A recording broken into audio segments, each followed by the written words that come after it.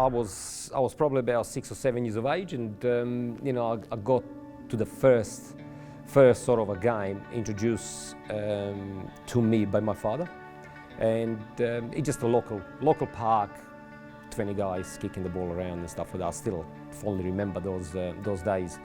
And us kids just watched the game at first.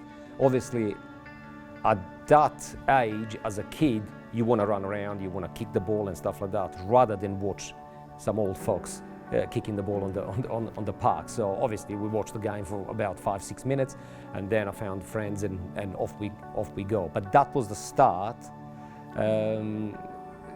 sort of a relationship between a football and myself and the ball. So, and then from there, I just loved it every minute of it.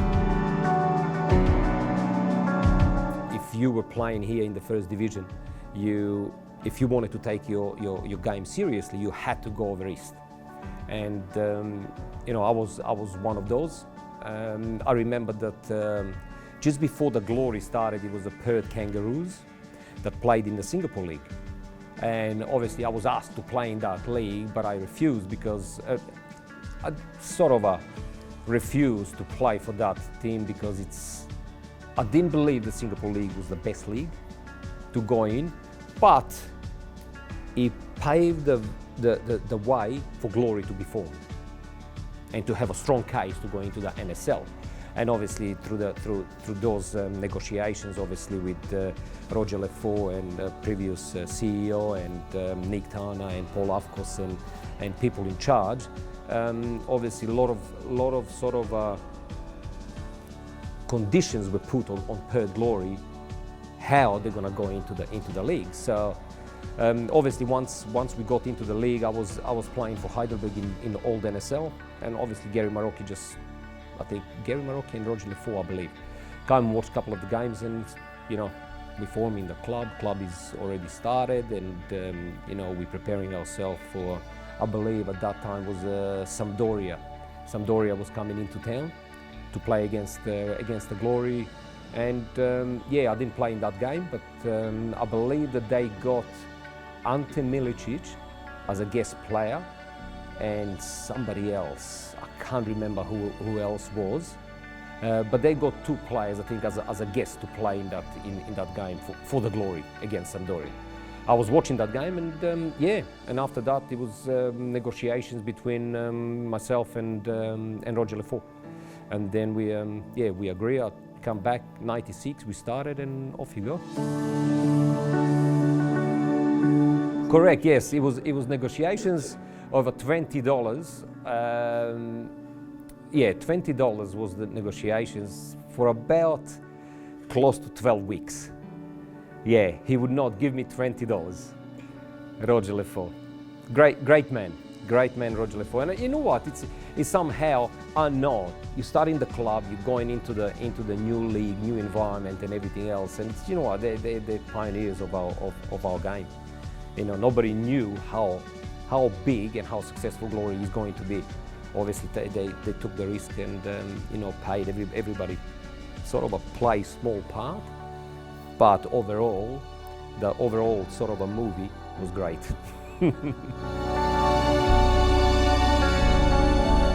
Yeah, so we had sort of a busy bees at that time, and I still remember we done the training session, so off we go. We had a shower and everything else, and you just got a bucket and the brush, and we're thinking, what's going on? So we come out, and funny enough is the owners, families, kids, everybody was there, and everybody was doing it. So normally, because we are part of the family and that, everybody just grab a brush and off you go.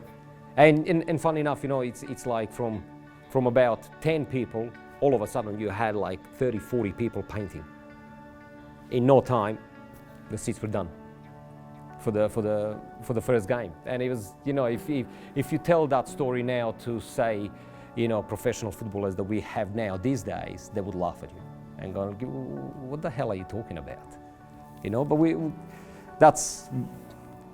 those were the times.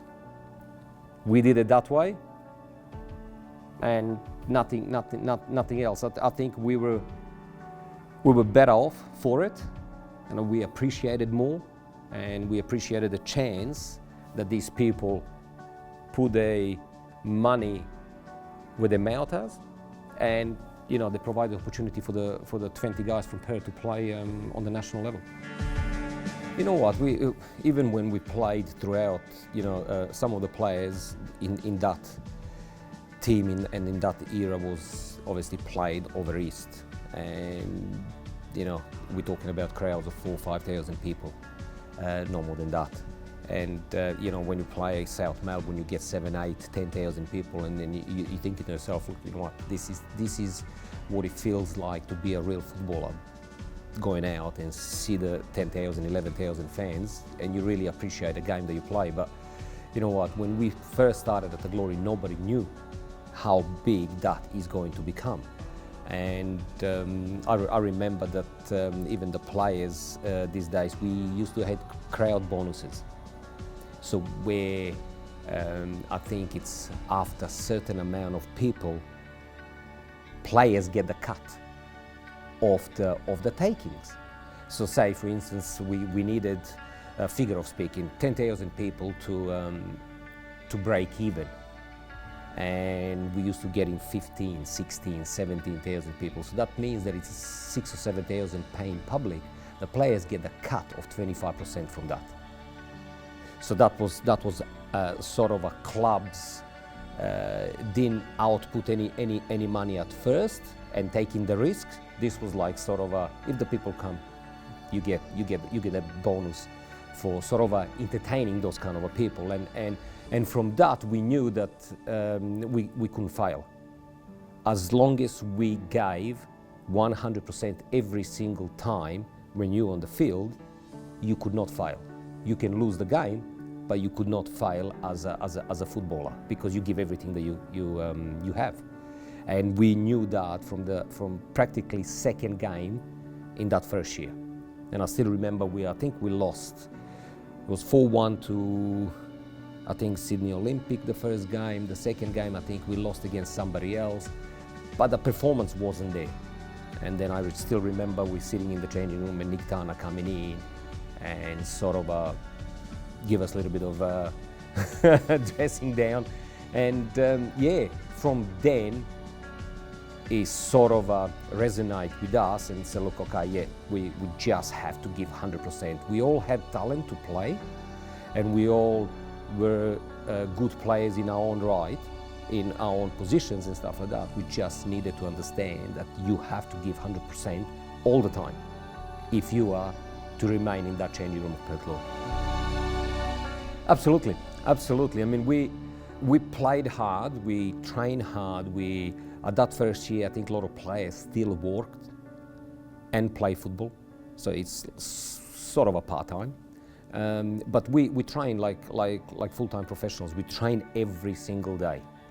And then yes, if you're going away and you win, you're allowed to go out. And we gave every single time, I think, 150%, because we wanted first to win the game, second go out.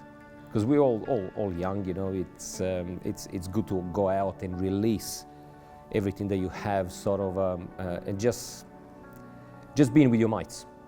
And at that first year, I still remember that us as a group flying away, it was a new experience, and it was something that from that first moment, everybody knew in that group of players, this is what we want to do.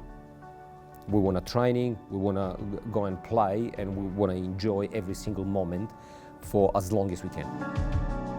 Look, maybe Gary Marocchi's sort of a philosophy was, if you score one more goal than the opposition, you obviously win the game. Maybe that's the reason why we play such attacking football. But you know what? It's over the years, when you look who played in that side, you see that there is a lot of attacking-minded players, and those are the players that were the best in the state at that time, and that's what we had. What we didn't have is the players in the positions that obviously Gary Maroki got from Eastern States, and in those first couple of seasons, I think Gavin Wilkinson was the one of the imports. Obviously defender, then Danny Hay, and predominantly I think that we sort of struggle a little bit with the defensive players. We had plenty of attacking players and a midfield, but the defensive stocks were always sort of a little bit on the shaky grounds. We had the great goalkeepers as well. I mean, it's this side here is gifted with all the goalkeepers, and mind you, all the goalkeepers play for the Australia. You're going from Tony Franklin, even before that, Willie McNally at Adelaide City, and then you got Tony Frank, and then you got Petkovic brothers, then you got Tommy Maras, Vince Matassa, Robbie Zabika.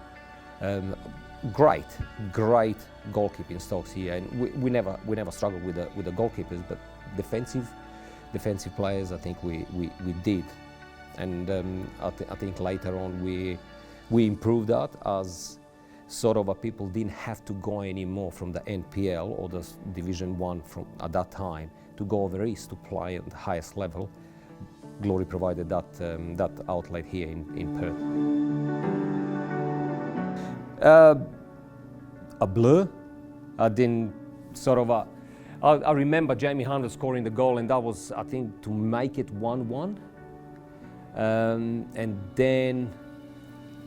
I think it was 92nd minute, I believe it was. It was practically done and dusted, and somehow the ball ricocheted. I still remember, I think it was Vas Kalogerakis right in front of me. And if I correctly remember, when the ball coming over, I knew what I wanted to do, because ball was sitting right there to be taken. But I think Vas was trying to get in front, and I clearly remember me sort of either putting my hand or something on the side of his head to move him out of the way, because I wanted to get to that ball. And then I knew it. If I just hit the frame of the goal, Petka was nowhere near. And lucky enough for us, it just went straight in, and everybody just went berserk. At first, I started running, and I didn't know where to run. And I'm going, oh, okay, go this way. So I just turned around and just run towards the crowd. And I'm going, no, you can't get to the crowd. You're gonna get yellow card, you moron. So yeah, but it was great. Last minute winners, and it's always, every goal is memorable when you score, but the goals that change the outcome of the games are more special. But so in 1992 or 3, I started playing for Floreat, and I remember I won that year most exciting footballer in WA, the award that was never before and never after presented. I didn't understand it at first. Obviously, I couldn't speak any English at that time. Not that I can speak it now anyway, but but yeah, and I still remember when they gave me that award. I remember some of the people going, speech. What are you talking about? But the goal that I scored was a scissor kick from about 18-yard box. Petka was in goals for Spearwood Dalmatina at that time, and so I'm used to winning the awards scoring against Petka. So Petka is my go-to guy. If you want to win something, just go put Petka in goals, you win it, guaranteed. But yeah, Petka is a good guy, and we had some good stories with Petka, and Petka and Damien sharing the room. One do not speak, one cannot stop. You know what I mean? It's like, and you put them together and going, oh, you just want to be a sort of a fly on the wall to see when Damien stops talking. At first, I think I shared with Paul Strudwick in the first couple of seasons, I believe, and then in that second year, I think me and Scotty, I think, because we were the local, and how me and Scotty Miller sort of introduce ourselves one to another is playing against each other, and obviously, and he, I think he booted me or tackled me or something like that, and he was, yeah, get up, you donkey. He called me a donkey, so nothing, the game still goes on, and I scored a goal and I run straight to him and said, who is the monkey now? He goes, no monkey, it's donkey, you idiot. So ever since then, we become good friends, and obviously it was just transition when we started going to away trips and stuff like that. And go, yeah, okay, you two, donkey and monkey, off you go. Yeah, all of the groups that or the teams that I've been playing with at the Glory in those early days, they're all sort of close in their own right, because we had a great culture at the club at that time. We were all sort of, a majority of us local. We all know each other from Perth.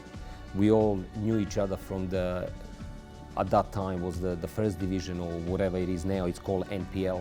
So we all played in that league. So we sort of played against each other, then we played for the state team at that time. And we all sort of knew each other quite well. So when Nick Turner and Paul Afkos brought us together into the Glory, with Gary Marocchi at helm, and you know, it was good to be together, and we sort of going to each other's birthdays, kids being born, and as you're growing up, that closeness still remains with some of the players as well. I think Frogger, I don't think we gave him that nickname here. He had it before he arrived here. Obviously, the size of his eyes probably played part in that. But yeah, what a character Damien is. He's great goal scorer. I think that you're never going to see another striker like that in the obviously NSL and A-League. I don't think ever is going to be born. Crucial. That's and I keep saying that to people. It's yeah, you had telepathic sort of understanding. It's nothing to do with telepathic understanding at all. Because I remember we played 2 or 3 times a week golf, and predominantly on the Friday afternoon after training session. Sort of we played Saturday 7 o'clock from my memory. Friday afternoon, so 10 o'clock in the morning is a training session. It goes for 2.5 hours, whatever we do, and then from there we go straight to Mount Lawley Golf Club, and we have 18 holes, and we talk about a game. We talk about you know, when Jason Petkovic gets the ball from the corner. Say for instance, corner is swung in, and Jason Petkovic grabs the ball. What we do? Who goes short, who goes long, where the ball is going to be released and stuff like that. And those information, then we relay to Jason before the game, just some of the instances. Also, we talk about who we're playing against, and especially 2 centre backs, who they have on the back, and what their strengths and weaknesses are, who's going to go up for the header when the goal kicks, who's flicking, on which side you're flicking all the time. So we knew straight away, as soon as Jason puts the ball down and he's ready to kick, we know who's going up and on which side that player will flick the ball. So that's something that you just talk about it, and just it doesn't happen automatically. You have to talk about it. Yeah, probably one of those players probably was Edgar Jr., defensive midfielder, and I can tell you now that if that guy plays now in A-League, he would be one of the great imports. What a fantastic footballer, and you know what? Just quiet achiever. He was never you know, very vocal or anything like that. He was just doing the job, and he ever did a great job for us. And especially in that position where he was sort of linking everything going forward and the defensive line. So he was a link player for us, and we knew that if Edgar plays, we could take more risks up front, because he was the guy that was just breaking everything for the opposition going forward. He was, put it this way, he was everywhere but nowhere. So he was everywhere when the attack opposition attacking you because he's breaking everything down. But in the phase of our attack, as soon as he releases the ball going forward, his job is practically done. And then he just leaves us up front to run the riot. Yeah, look, you know what, it's like I said, it was unknown for us, and really to go 3-0 up at half-time, we were sort of a surprise. Is this that easy? You know what I mean? It's like you're looking at you playing and going, okay, everything that we tried, it come off. And obviously, yeah, the second half, everything that we tried didn't go our way.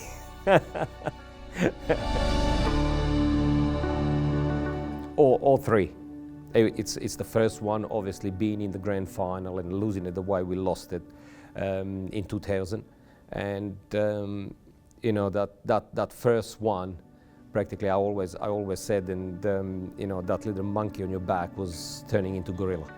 So we had to win one, and it was great to give public of WA winning grand final here at home. So that was sort of our repay faith in them, turning week in and week out to support us. More than the first one.